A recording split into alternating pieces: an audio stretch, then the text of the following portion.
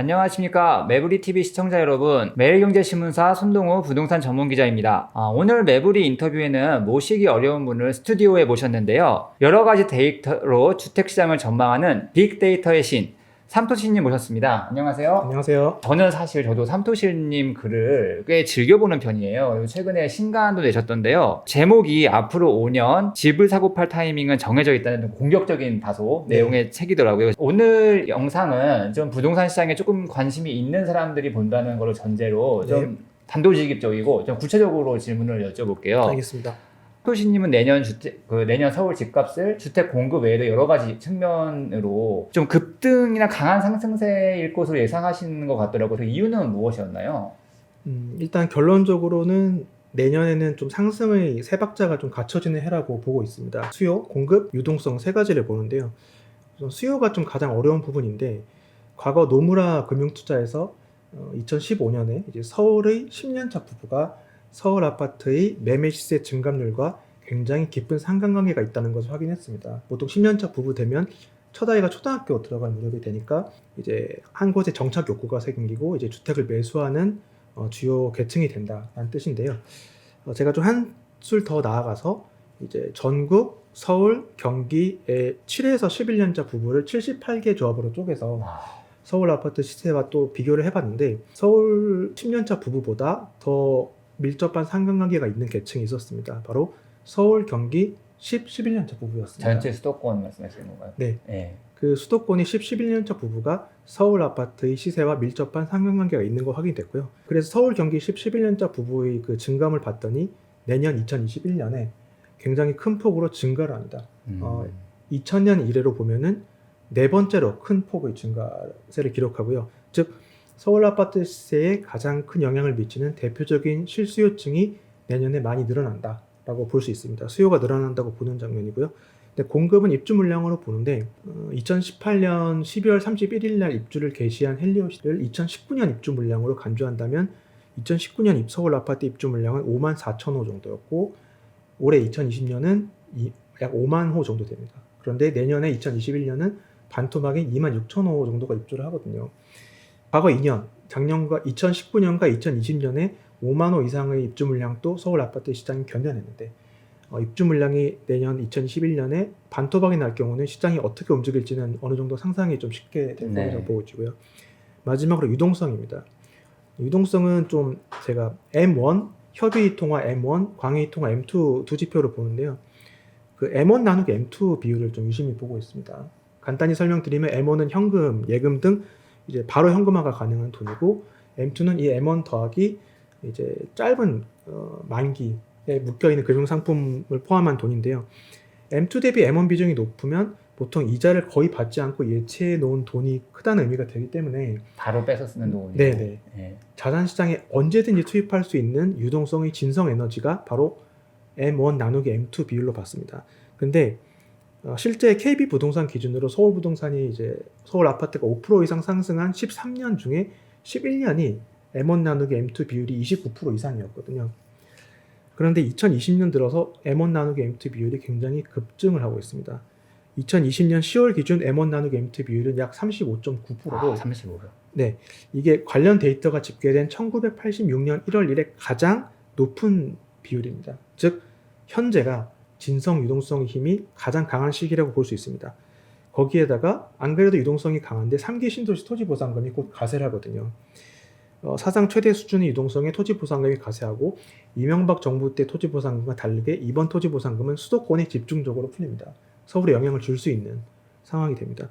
즉 수요가 증가하고 공급이 감소하고 유동성이 확대되는 해가 2021년이기 때문에 2021년은 상승뿐 아니라 크게 오를 가능성이 어느 해보다 높은 해라고 볼 수 있겠습니다. 매부리 2015년경쯤에 서울 집값이 이제 바닥을 찍고 지금 한 6년 연속으로 오르고 있어서 사람들 사이에서는 언제까지 오를 거라는 의문도 있는데, 지금 삼토시님 말씀을 듣다 보면은 그러면 이 상승이 언제까지 지속될 수 있다고 보시나요?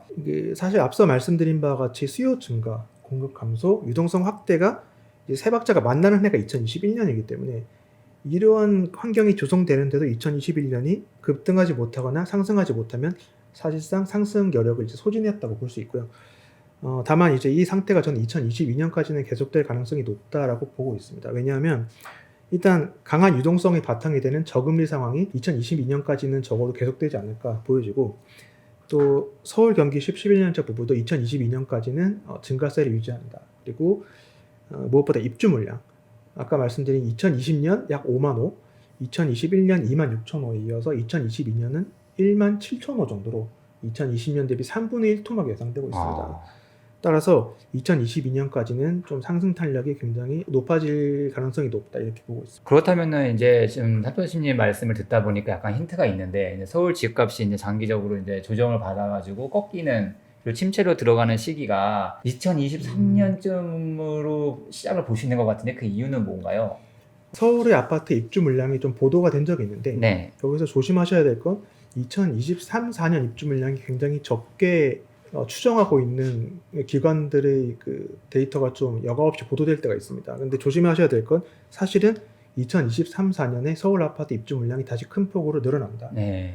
2017년에 재건축 초과이익 환수제를 피하기 위해서 사업 속도를 크게 올려서 인허가를 얻은 물량이 약 7만 5천 호가 아, 있었거든요. 7만 5천 원이에요? 서울 예. 안에서요? 네, 서울만 아. 7만 5천 호인데 이게 2023년부터 입주 물량으로 나타납니다. 음. 동남권만 보면요, 둔촌 주공 약 12,000호, 개포 주공 1단지 4단지 합쳐서 약 1만 호, 그 다음에 레미안 원베일리 3,000호, 잠실의 진주 미성 크로바가 약 5,000호 등이 23, 24년에 대거 입주를 하고, 동남권 외에도 이문, 장위, 수색 등 뉴타운의 재개발 구역 입주 물량도 상당히 있습니다. 그래서 23, 4년 입주 물량이 다시 늘어난다는 점을 좀 간과해서는 안 될 부분이고요. 두 번째는 앞서 말씀드린 서울 아파트의 대표적인 매매 실수 요증인 서울 경기 10, 11년차 부부가 바로 2024년부터 급감을 시작합니다. 2014년경부터 결혼을 크게 안 하기 시작했다라고 보여지는 부분이고요. 사실 서울은 지금 실수요가 투자 수요를 많이 대체하고 있거든요. 네. 다주택자가 줄고 있습니다. 그리고 1주택자가 늘고 있는데, 이 대체 실수요가 투자 수요를 대체하고 있는 서울 아파트 시장에서 이런 실수요층의 감소는 좀 의미하는 바가 작지 않아 보이고요. 세 번째는 GTX-A와 신안산선이 24, 25년경 개통될 가능성이 높습니다. 철도 건설이라는 건 결국은 그 도시 면적이 확대되는 것을 의미하거든요. 그렇죠. 결국은 새로운 철도 교통으로 출퇴근 시간이 크게 줄어들면 그 해당 새로운 철도망의 역세권 단지들은 서울 생활권에 편입됩니다. 따라서 서울의 범위가 넓어지면서 해당 지역의 근무자들이 선택지가 넓어지는 거죠. 주거 수요가 이제 분산이 되는 효과가 있습니다. 그리고 또 두 가지 더 있는데, 네 번째는 이제 주택 임대 사업자의 매물이 이제 출회될 가능성이 있습니다. 그동안 사실은 이제 주택 임대 사업자 등록이 늘면서 이제 매물이 줄어드는 효과를 가져오면서 대세 상승의 근간이 되었는데, 이게 임대 등록 기간이 종료되면 이제 매물이 이제 풀려 나오는 상황이 이제 곧 도래를 할 거로 보여지고요. 주택 임대 사업자 등록이 늘어나기 시작한 시기가 2015년이었고 2018년에 크게 늘어납니다. 엄청나게 늘어나죠. 네네. 네. 따라서 단순하게 8년 뒤에 이제 등록 기간이 말소가 되고 매물이 풀려 나간다 가정하면 2023년부터 매물이 늘어나고 2026년에는 매물이 그야말로 정점에, 크게 네. 늘어날 것이 예상이 됩니다. 마지막으로는 3기 신도시입니다. 3기 신도시 영향력을 좀 과소평가하는 의견도 많지만, 과거를 돌이켜보면 서울 아파트의 중장기 조정장을 일으켰던 사례가 1991년부터 95년의 하락장은 바로 1기 신도시 입주와 맞물리고요. 2009년부터 2013년까지 하락장 때는 2009년 판교, 2011년 광교 입주도 영향을 미쳤다고 볼 수 있습니다. 따라서 신도시 영향력을 과소평가할 수가 없고요.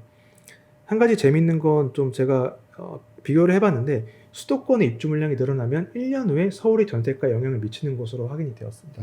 따라서 3기 신도시도 입주를 시작하면 일단 서울의 전세가에 영향력을 미치기 시작할 것이고, 이는 또 서울의 매매가에도 간접적인 하방 압력을 줄 수 있겠네요. 가할 것으로 보여집니다. 참고로 제가 3기 신도시를 2026년경부터 입주를 개시할 것으로 추정하는 이유는 판교, 광교 위례가 지구 지정된 지 7, 8년 만 입주를 시작했거든요.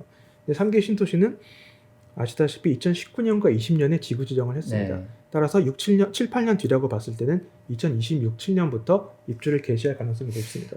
정부가 워낙 3기 신도시 땡기겠다고 영향을 해서 한 1, 2년 정도 조금 더 땡길 가능성도 있지만, 배제할 수 그래도 없지만. 그 하락기랑 겹칠 가능성은 농후한 거네요, 지금. 네, 아무래도 그렇고, 정리해보면 185는 23, 4년에 입주 물량이 늘어나고 서울의 입주 물량 늘어나고 10, 11년차 부부가 감소하면서 이제 서서히 좀 이제 정점에 달해 보이는데, 다만 이제 임대차 3법 때문에 높아진 전세가율이 당장은 조정폭을 좀 완화시켜 줄 수 있을 것으로 보지만 26년에 주택사업자 임대 물량이 많이 풀리고 3기 이진 신도시 입주까지 시작되면 매매가 전세가 모두 하방 완력을 받으면서 그때 좀 큰 폭의 조정이 있지 않을까 그렇게 예상을 하고 있습니다.